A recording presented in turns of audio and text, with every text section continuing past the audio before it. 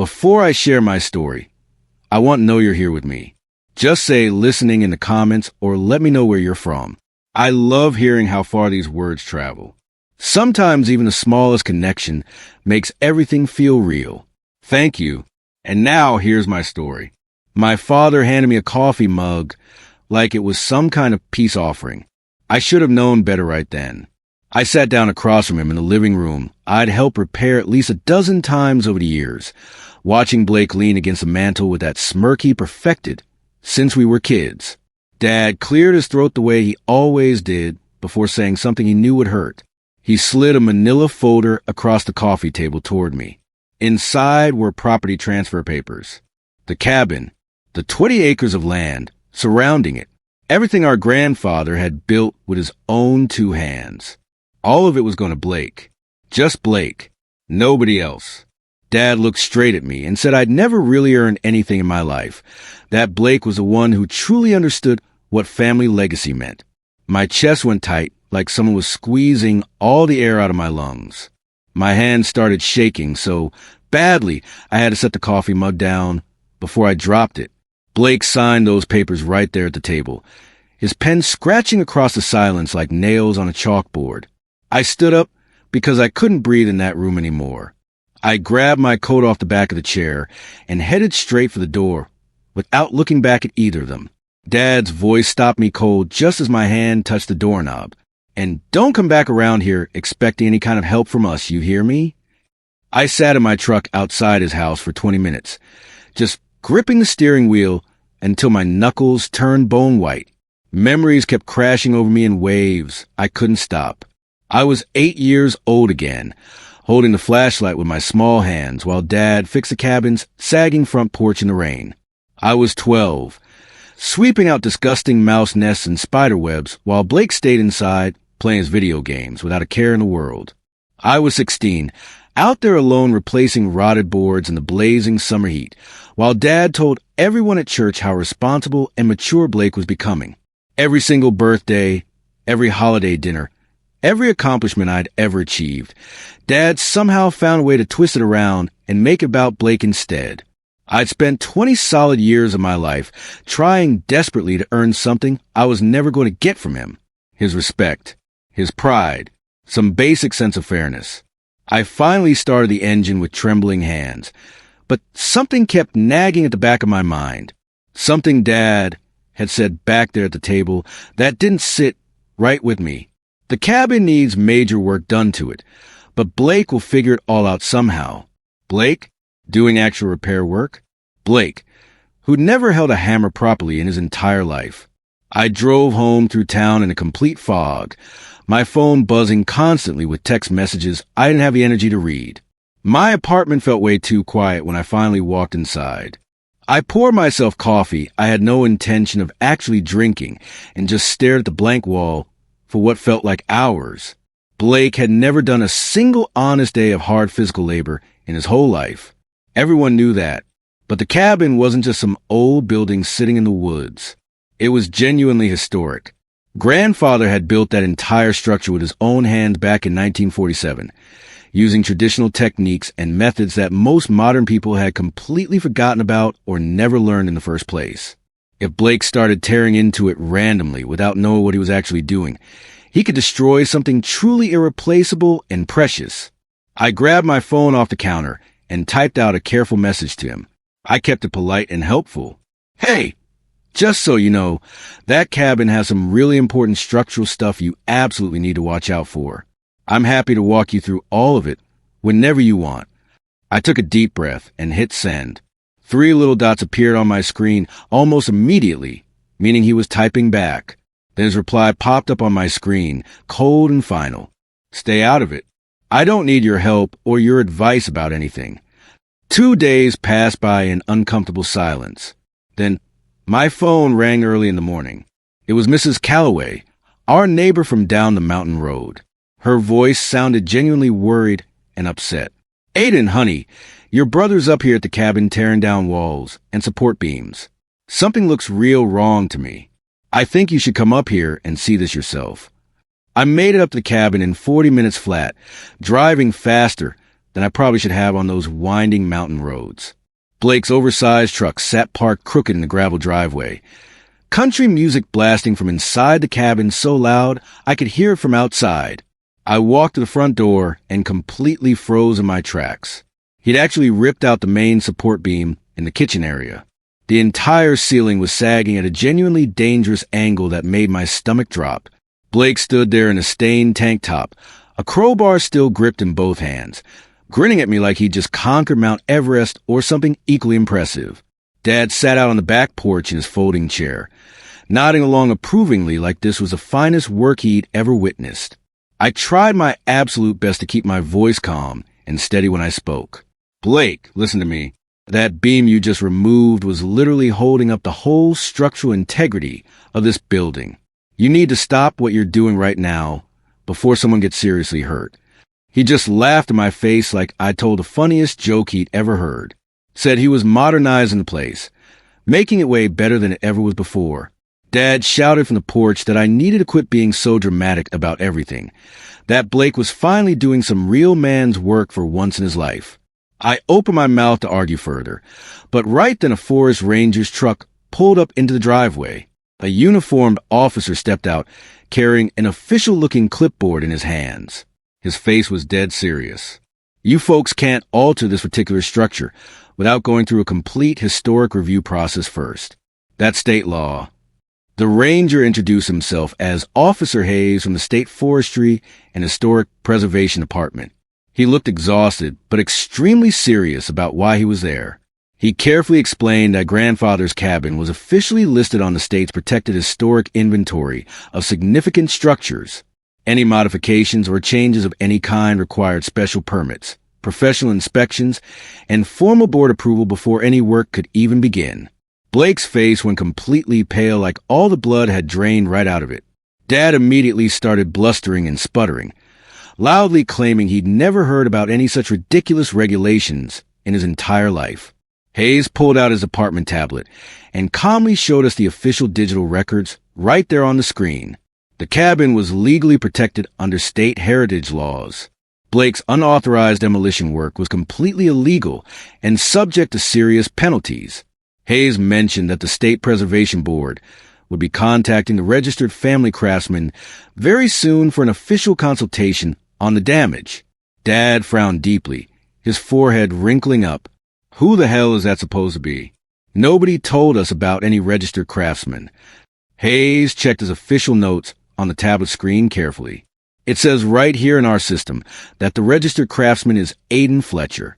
He's listed as the official apprentice inheritor under the original craftsman's registry file back in 1985.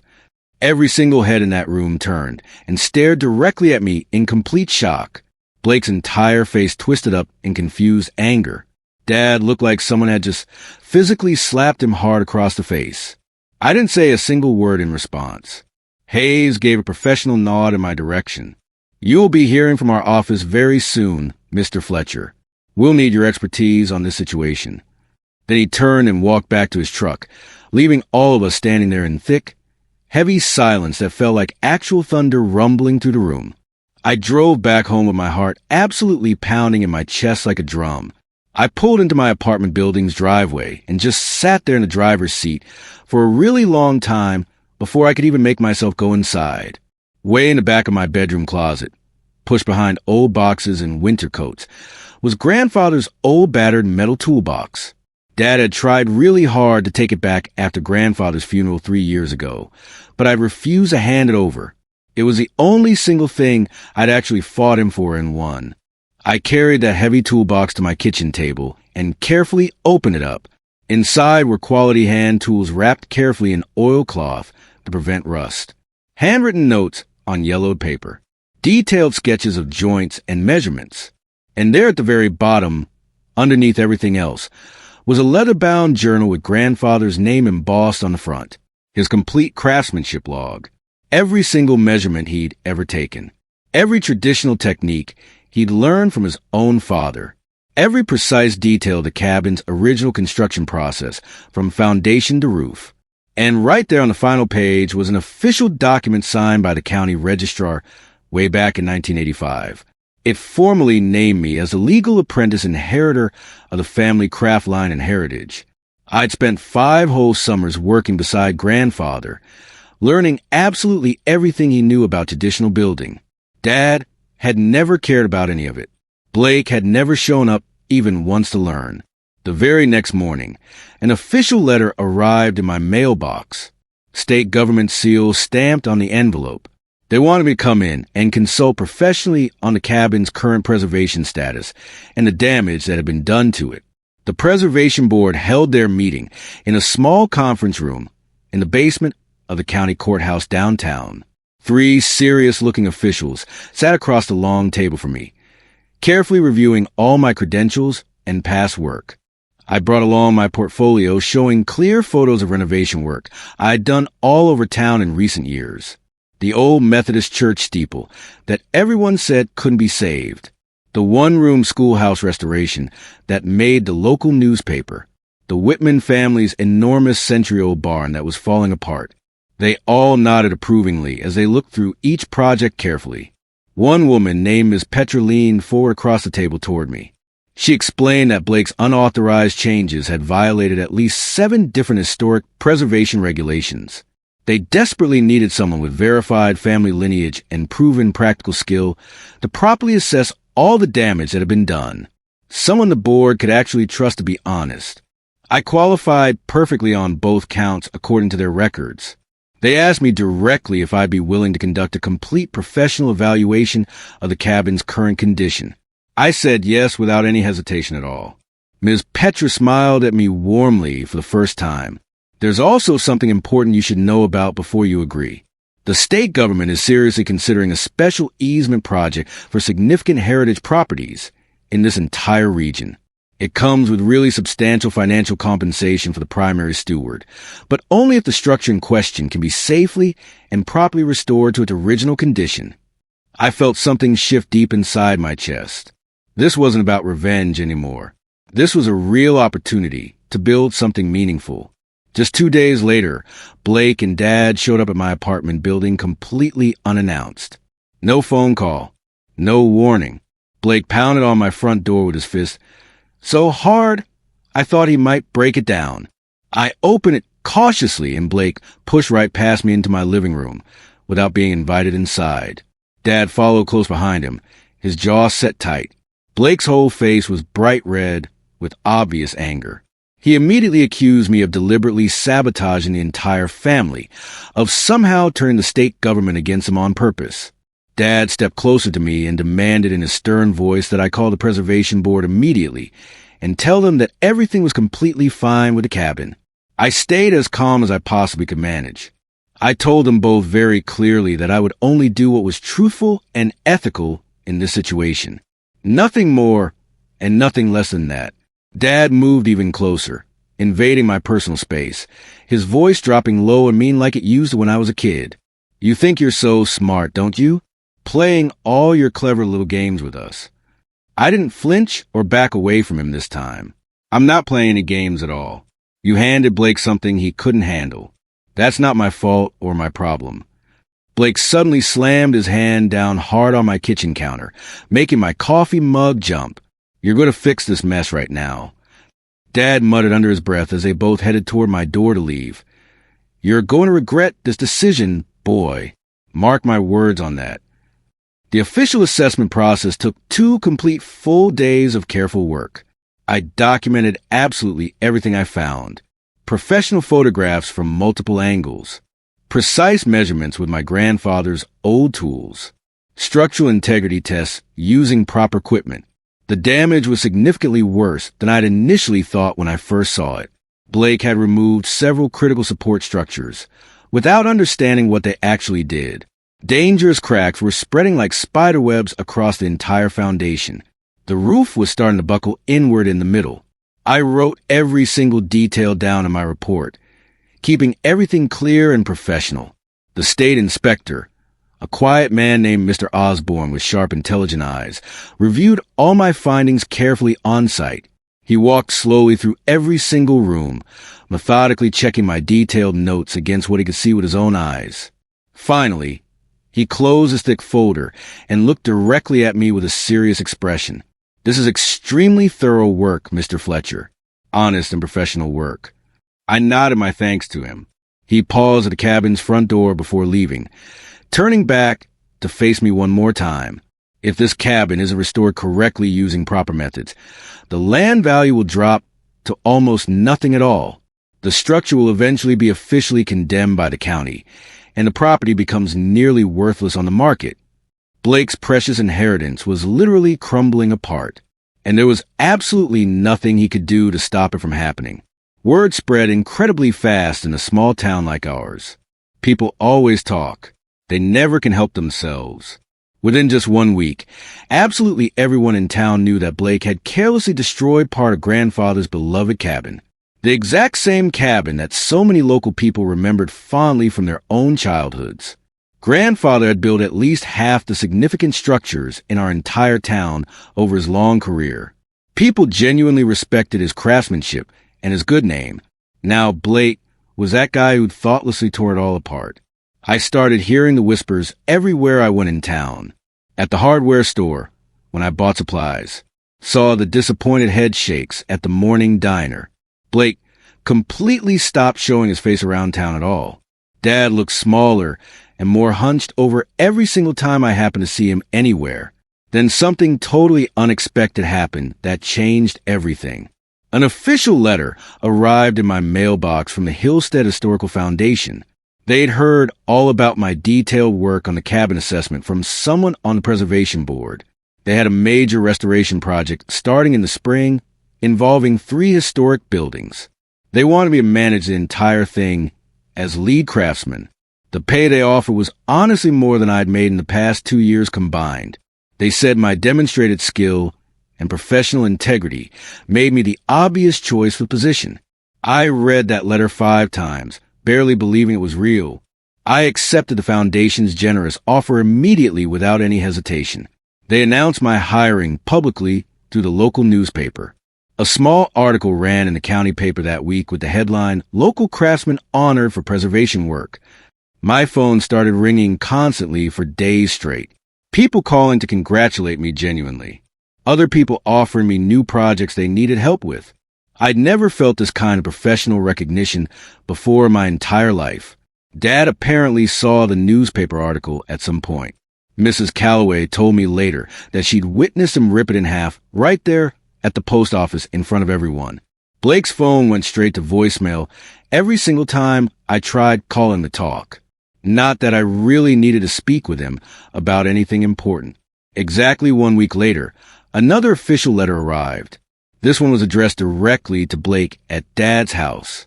I only knew about it because Mrs. Calloway's daughter worked at the county clerk's office and mentioned it to her mother. The letter gave Blake exactly 60 days to comply. Either restore the cabin completely to code using proper methods or face escalating financial fines and potential property condemnation proceedings. The clock was ticking down loudly, and Blake had absolutely no idea what to do or where to even start. Dad showed up at my woodworking workshop on a Tuesday evening just before closing time. He came alone this time, which was different. He actually knocked politely on the door frame instead of just barging in like usual. That was definitely new behavior for him. I let him come inside cautiously. He looked around slowly at all my tools hanging on walls, the various projects in different stages of progress, the detailed sketches and plans pinned up on my corkboard. He cleared his throat awkwardly several times. Finally asked if I would maybe consider handling the cabin restoration work for them. Called a family favor we could work out. I kept right on sanding the chair leg I was holding in my hands, not looking up at him. I'll only work under professional terms. Dad. Written contract. Fair payment. Proper timeline. No family favors. Blake would have absolutely exploded in anger at hearing that. But Dad just nodded slowly and carefully, processing what I'd said. He looked tired and worn down, older than I'd ever seen him before. He started to say something else, but stopped himself halfway through.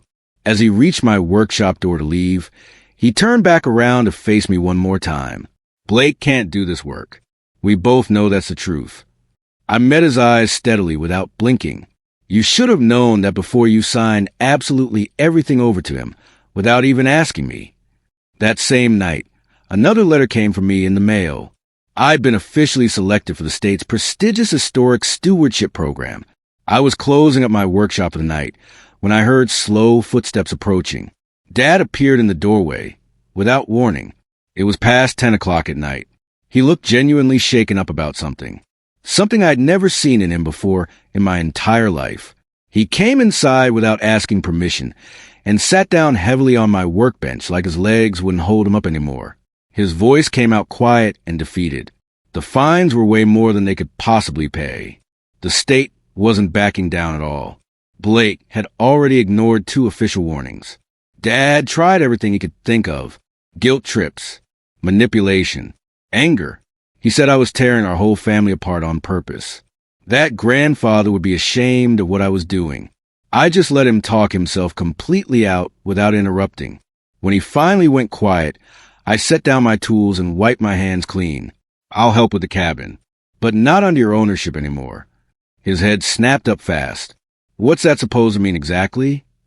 I pulled out a folder I'd been keeping in my desk drawer. Important documents I'd gathered. Lineage papers. Grandfather's journals and certifications. I'll explain everything tomorrow. Bring Blake with you. We'll settle this whole situation properly once and for all. They both came to my apartment the next morning at 9 o'clock sharp, Dad and Blake together. I laid everything out carefully on my kitchen table. Grandfather's detailed craftsmanship journals, the official registry documents from the county, the apprentice lineage certification. Everything was completely legal. Everything was properly documented over the years. Under the family craft registry, I held exclusive rights related to any official restoration work on structures originally built by our grandfather. Dad stared at all the papers spread out like they were written in some foreign language he couldn't read. Blake's face turned bright red. That's not real. You made that up somehow. I slid a notarized letter across the table toward them. Official confirmation from the State Historical Board. Blake could own the land legally, but only I could restore the building to required legal standards. Only I had the proper credentials, the training, the documented lineage. Dad's voice came out as barely a whisper. So you control the entire outcome now. I nodded once. I control the outcome completely. I drafted a professional contract that same night. Clear terms, reasonable timeline, fair payment, no family favors involved, no emotional leverage, just straightforward business. Blake refused to sign it at first. Called me every terrible name he could think of. Dad sat quiet, studying the contract papers carefully. Finally, he picked up the pen. Sign it, Blake. Blake's mouth fell open in shock. You can't be serious right now. Dad's voice was flat and final. We don't have any choice. Sign it now. Blake threw the pen across the room in frustration. But eventually, he signed with his hands shaking with rage. Exactly 1 week later, I got another important call. Mr. Osborne from the State Preservation Office. Your assessment report was excellent work. The easement project is moving forward. There's a substantial grant involved for the lead steward. It'll be awarded to you as Chief Preservation Lead. Everything was falling into place, but I wasn't celebrating yet. I started the restoration work on a cold Monday morning in early November. Blake showed up about an hour late, trying to give me orders about how things should be done. I ignored him completely, just kept working. By noon, volunteers from town started arriving to help. People who remembered grandfather fondly. People who respected the work. They came to help me. Not Blake. Blake stood on the front porch with his arms crossed, just fuming silently.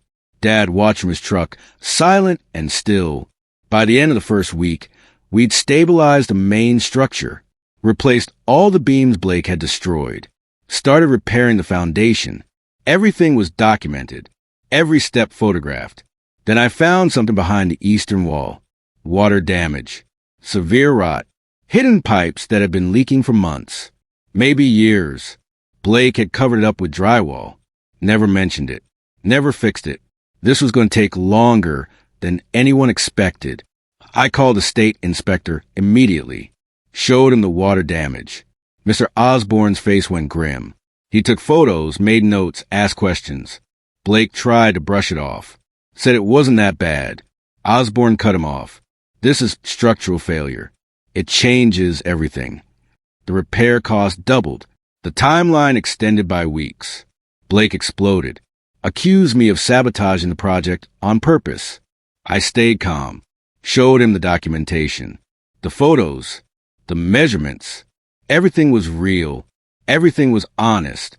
Blake stormed off, shouting threats I didn't bother listening to. Later that night, Osborne called me. The state's pausing the easement proposal until the cabin structure is fully stabilized. If it can't be saved, the deal's off. Blake's inheritance was hanging by a thread, and I was the only one holding the scissors. I spent 3 nights going through grandfather's journals. Every page, every note. He documented traditional methods most modern builders had forgotten. Mortise and tenon joints, hand-hewn beams, natural moisture barriers.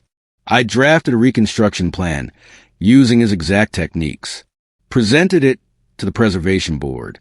Ms. Petra read through it twice, looked up at me with something like, "Oh, this is remarkable. Your grandfather would be proud." They approved continued oversight, funded additional materials. My name kept circulating. Respect, praise, opportunities.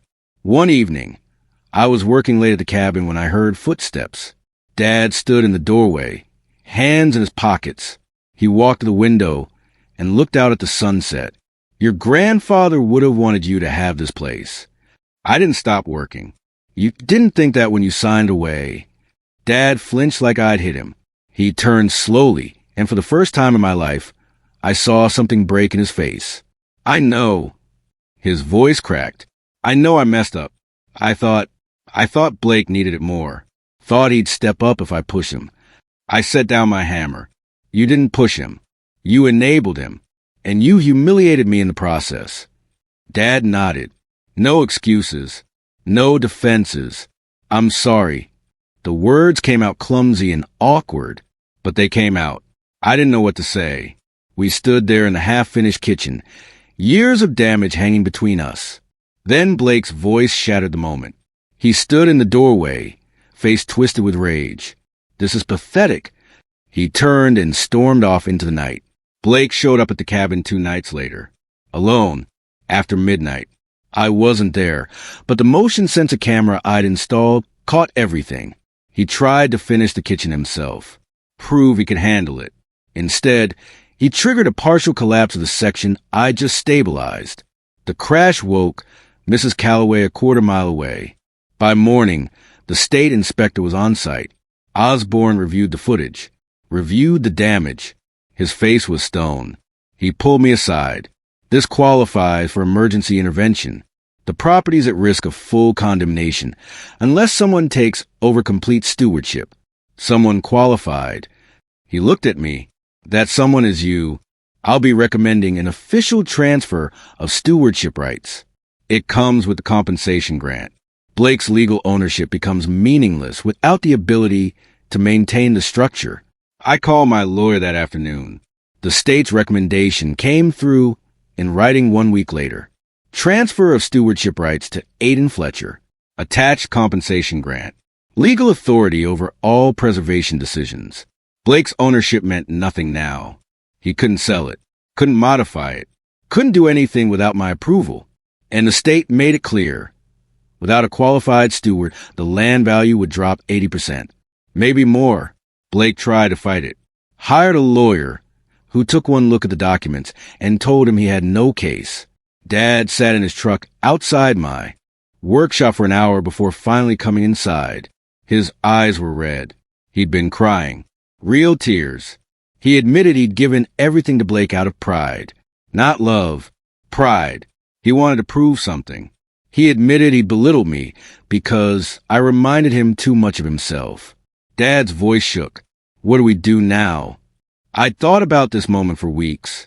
Imagine it 100 different ways.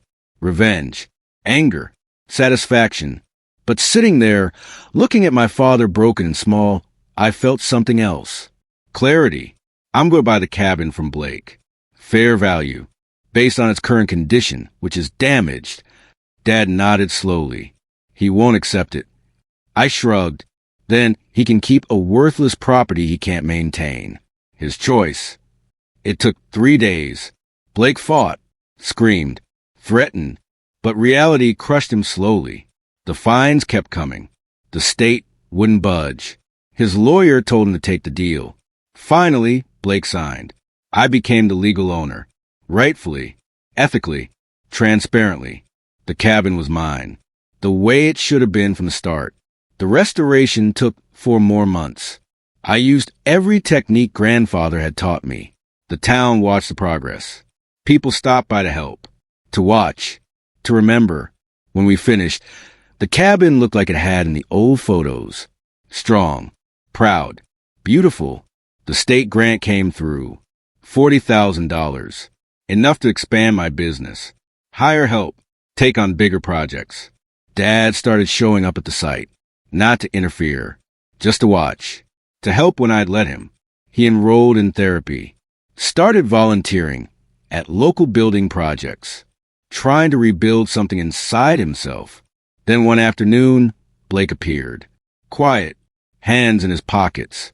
He stood at the edge of the property, staring at the cabin. Can we talk? He asked. I paused, looked at him, waited. Blake didn't apologize right away. He talked around it, made excuses, blamed Dad, blamed the pressure. Finally, he just said, I'm sorry. I nodded. I know. He looked surprised. So, are we good? I shook my head. No, but I forgive you. His face twisted in confusion. That doesn't make sense. I set down my tools. Forgiveness isn't the same as trust, Blake. You can be sorry. I can forgive you. But I don't have to let you back into my life. He stood there, struggling with that. I didn't wait for him to figure it out. I walked back to cabin. Work to do. The reopening ceremony happened on a Saturday. Over 100 people showed up.